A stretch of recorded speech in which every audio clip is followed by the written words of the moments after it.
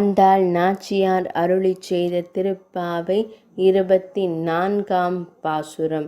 Henri உலகம் அளந்தாய் அடி போற்றி, சென்றங்கு தென்னிலங்கை செற்றாய் திரள் போற்றி, பொன்றச் சகடம் உதைத்தாய் புகழ் போற்றி, கன்று குணிலாய் எறிந்தாய் கழல் போற்றி, குன்று குடையாய் எடுத்தாய் குணம் போற்றி, வென்று பை கெடுக்கும் நின் கையில் வேல் போற்றி, என்றென்றும் சேவகமே ஏத்திப் பறை கொள்வான், இன்றியாம் வந்தோம் இறங்கேலோர் எம்பாவாய். பொருள்: மகாபலி இந்த உலகத்தை கைப்பற்றிய காலத்தில் அதை 3 அடிகளால் அளந்து உன்னுடையது என்று உணர்த்தியவனே, உன் திருவடிகளுக்கு வணக்கம்.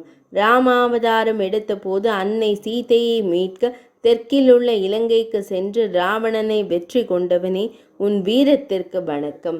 சக்கர வடிவில் வந்த சகடன் என்ற அசுரனை ஒரே உதையில் வீழ்த்தியவனே, உன் புகழுக்கு வந்தனம். கன்று வடிவில் வந்த வத்சாசுரனை தடியாக கருதி அவனை விளாமர வடிவில் வந்த கபித்தாசுரன் மீது எரிந்து அழித்தவனே, உன் பாதங்களில் அழிந்த வீரக் கழலுக்கு வணக்கம். மங்களம் உண்டாகட்டும்.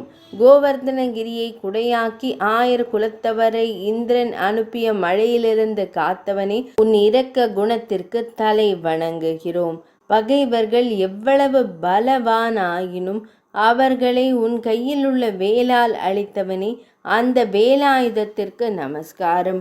உன் வீர செயல்களை பாடி உன் அருளை பெறுவதற்கு இப்போது நாங்கள் வந்துள்ளோம்.